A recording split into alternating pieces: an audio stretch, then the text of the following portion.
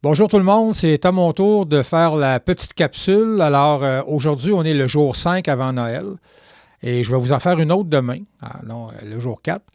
Donc pour aujourd'hui, écoutez, il y a tellement de choses à dire, je vais essayer d'être bref. Et j'ai écouté les messages de Marc encore ce matin, j'en ai écouté quelques-uns. Et Marc nous a donné beaucoup, beaucoup d'informations sur Noël. Il y a une chose que je retiens, moi, c'est que évidemment, Noël, c'est pas une fête qui se fêtait au début du christianisme, hein. Alors, Marc l'a bien expliqué, je pense, au 4e siècle ou au 3e siècle, quand Constantin s'est apparemment converti.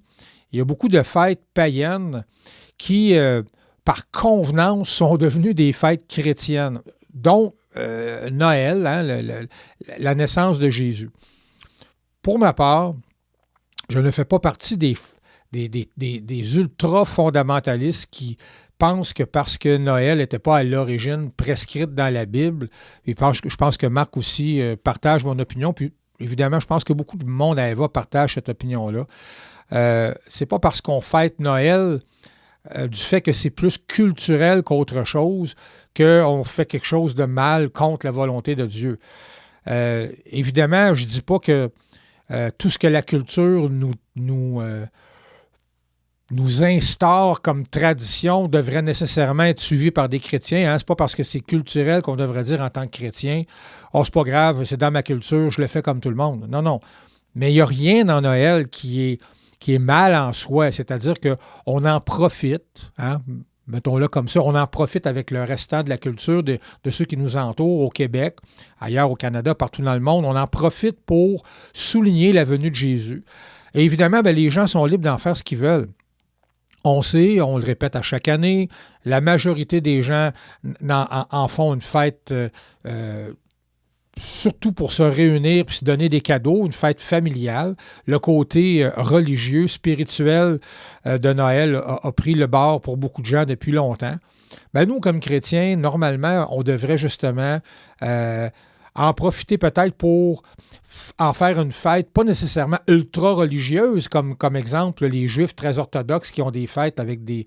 Mais en faire une fête où on se souvient encore plus que oui, Dieu s'est incarné dans un homme, dans la personne de Jésus-Christ, et qui est venu vivre une vie d'homme, hein, qui n'a pas duré des dizaines et des dizaines d'années, à peu près là, 33 ans environ, selon ce qu'on en sait. Et que oui, on a choisi, hein, la culture a choisi le 25 décembre pour commémorer cette journée-là. Et moi, j'ai envie de dire qu'il n'y a rien de mal là-dedans, en longtemps que nous, chrétiens, on n'en fasse pas un prétexte pour se défoncer avec de l'alcool ou de la nourriture. Vous voyez ce que je veux dire? Fait qu'il n'y a rien de mal à ça. Pas plus tant qu'à moi qu'il y a de mal quand c'est Halloween, hein, au lieu de stigmatiser nos enfants chrétiens, puis de les empêcher de se costumer parce que c'est la fête du diable ou des morts ou des mauvais esprits. Je pense qu'il y a moyen sans, je vous dirais, encore une fois, avaler tout ce que la culture va nous faire avaler, mais il y a moyen d'enseigner à nos enfants que nous, comme chrétiens, ça peut tout simplement être une fête pour user de créativité, de s'amuser, de se costumer.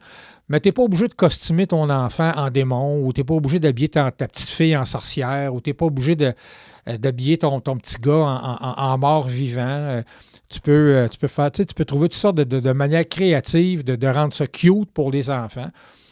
Alors, voyez-vous, là, l'ultra-fondamentalisme, là, à un moment donné, là, ça ne sert plus le christianisme là, du tout, du tout, du tout. Moi, je ne me sens pas lié par cette pression-là, jamais. Et je vous encourage à ne pas vous sentir écrasé par ça non plus, puis à tout simplement à profiter pour être avec ceux que vous aimez cette année. Évidemment, cette année, on le sait, c'est très compliqué. Aujourd'hui, ce matin, je lisais des articles encore dans la presse. Il y a des endroits dans le monde où ça va vraiment pas bien, le virus. Ils viennent de reconfiner des millions de Londoniens. Il paraît que en Angleterre, il y a une nouvelle forme de coronavirus qui est étudiée et apparemment que c'est extrêmement virulent.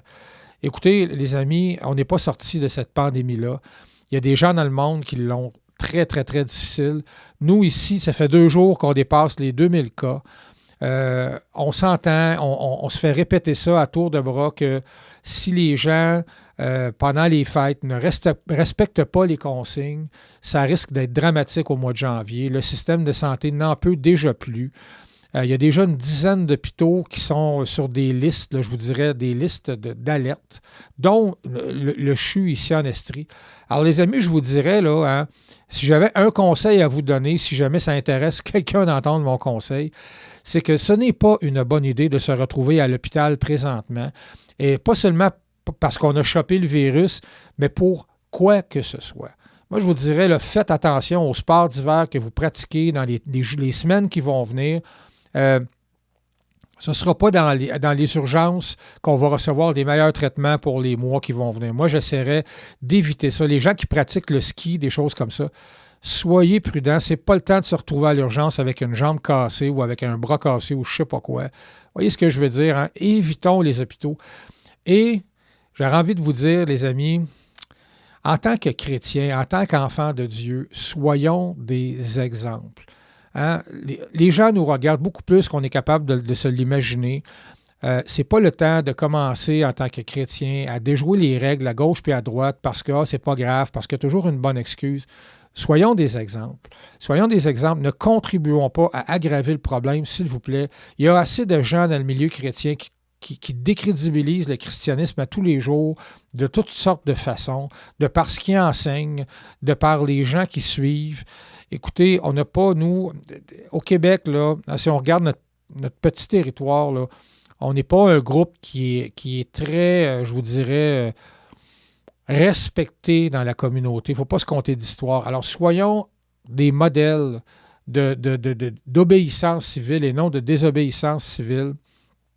Et j'ai envie de dire aussi, si on ne peut pas, dans le temps des fêtes, si on n'a pas l'occasion de parler du Seigneur à nos proches, ça va être plus compliqué, évidemment.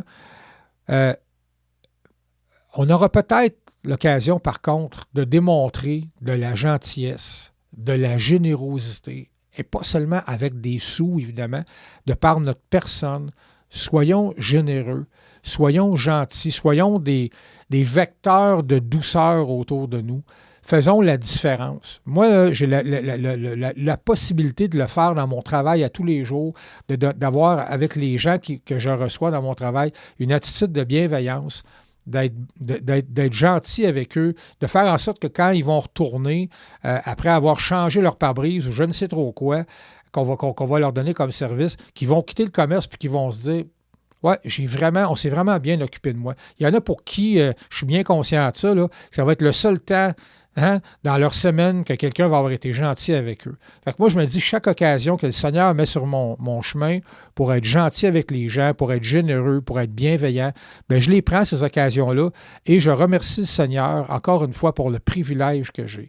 Et je vous encourage, je sais que je le dis souvent, mais je vais vous le dire encore, les amis, l'idée, ce n'est pas de se flageller parce qu'on est privilégié, parce qu'on a un peu d'argent, parce qu'on a des travails, mais c'est juste d'être conscient que ce n'est pas tout le monde autour de nous, encore une fois, sur la planète au grand complet, qui va traverser la période de Noël avec de la nourriture sur la table, des vêtements chauds et un toit sur la tête.